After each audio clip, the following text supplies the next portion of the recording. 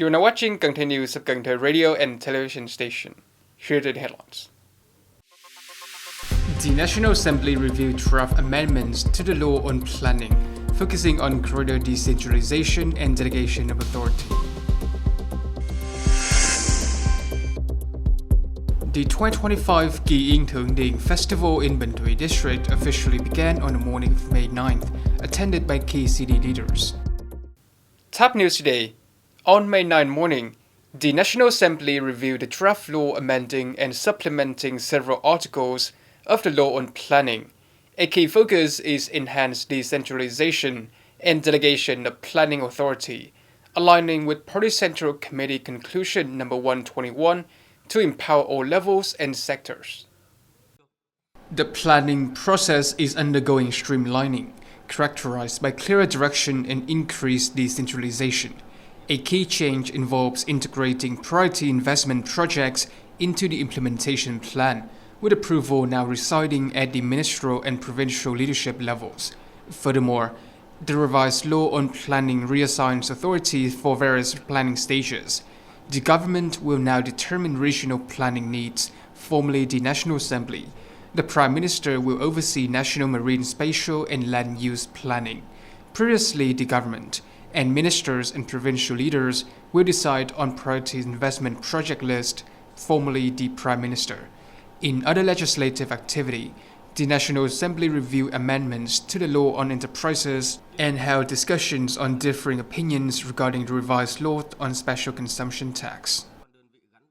The 2025 Kỳ In Thượng Điền Festival in Bình Thủy district commenced on May 9 morning, with the attendance of key city leaders, including Mr. Đỗ Thanh Bình, Secretary of Cần Thơ City Party Committee, and Mr. Chương, Chairman of the City People's Committee. Bình Thủy Communal House, or Long Tuyền Cổ Miếu, a structure dating back to the 1844, received the prestigious title Bổn Cảnh Thanh Hoàng from Emperor Tự Đức in 1852, reconstructed in the early 20th century at its current location near the Bình Thủy estuary. The communal house serves as a significant cultural hub. In addition to regular worship on full moons and Lunar New Year, it annually holds two major solemn festivals, Kỳ In Thượng Điền and Kỳ In Hạ Điền. The current Kỳ In Thượng Điền Festival, spanning 3 days from May 9 to 11, 2025, offers a rich program of cultural, artistic, and sporting events, including tourism and local product showcases, book exhibitions, and a Cần Thơ history and culture contest, the Bình Thủy Delicious Cakes Festival, a sticky rice competition, traditional tuồng opera, and a bicycle competition. To ensure food safety compliance, particularly in collective kitchens, Cần Thơ City will intensify inspection, examination, and surprise audit activities. Its outlines in the official dispatch number 1984, recently issued by Chairman of the City People's Committee Chương.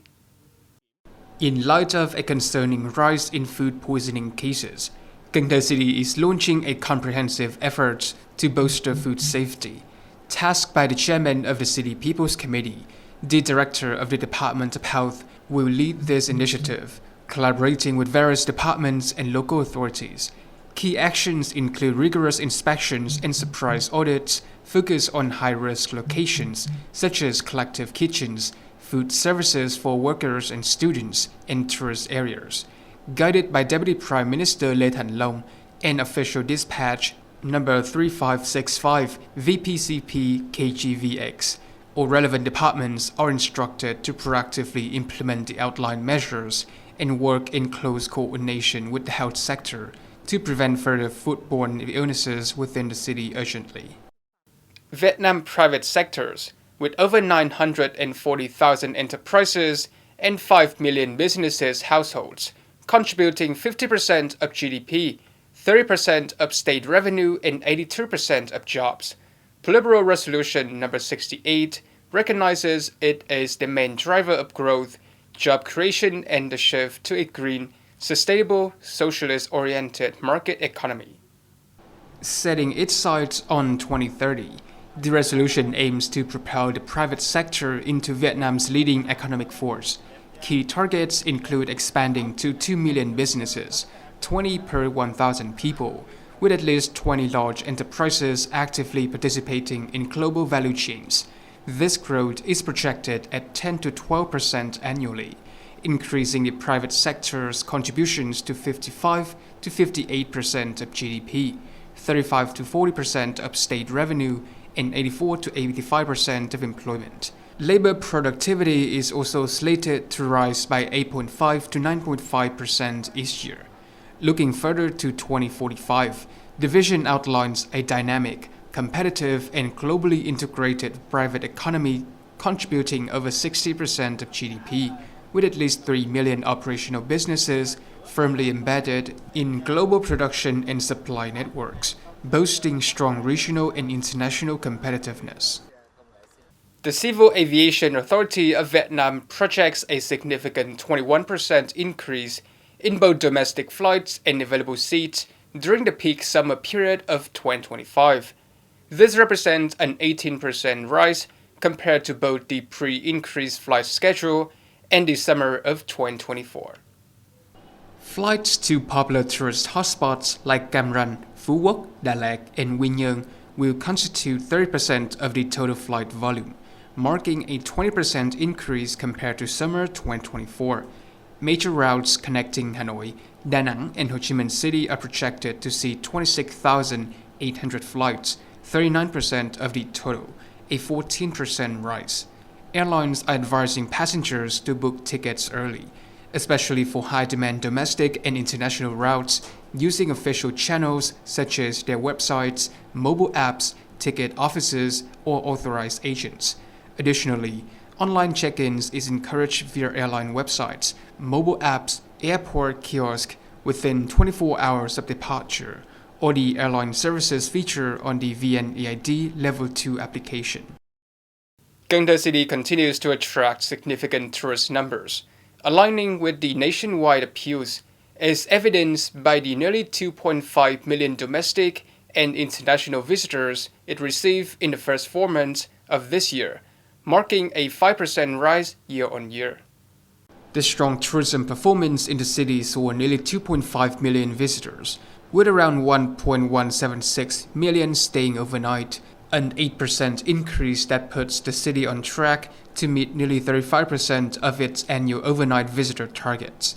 This translates to a tourism revenue exceeding 2,450 billion Vietnamese dong in the first 4 months, also up by 8% compared to last year.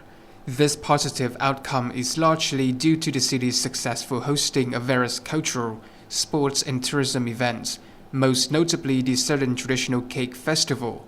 Moreover, the dedication of local units and businesses to creating new tourism products and services, enhancing existing offerings, and actively participating in the 2025 Tourism Stimulus Program has been instrumental.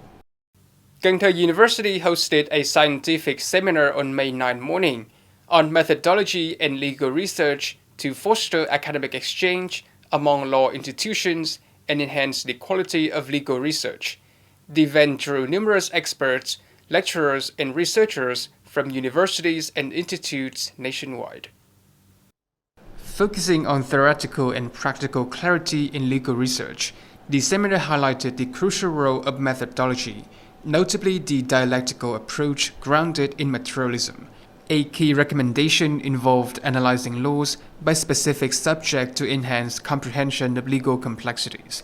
Furthermore, the integration of scientific thinking, logical argumentation, and robust evidence was emphasized as vital for effective research. The seminar aimed not only to develop a structured legal research methodology, but also to introduce innovative perspectives with implications for higher education and judicial reform.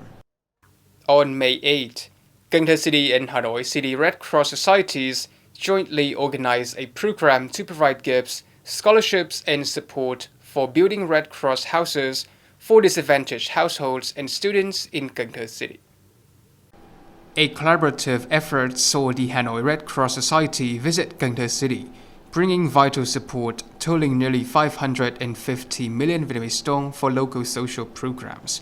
This contribution encompasses a 50 million Red Cross house, 20 scholarships valued at 20 million, and household necessities worth over 420 million, generously provided by Clock & Clock Company. Locally, the Cần Thơ Red Cross also demonstrated its commitment by mobilizing 20 million from the Thiện Tâm Fund to aid Nguyễn Thị Bích Ngọc, a kidney failure patient in Ninh Kiều district. These impactful initiatives embody the spirit of humanitarian journey, spreading love, celebrating International Red Cross Day and Uncle Ho's birthday.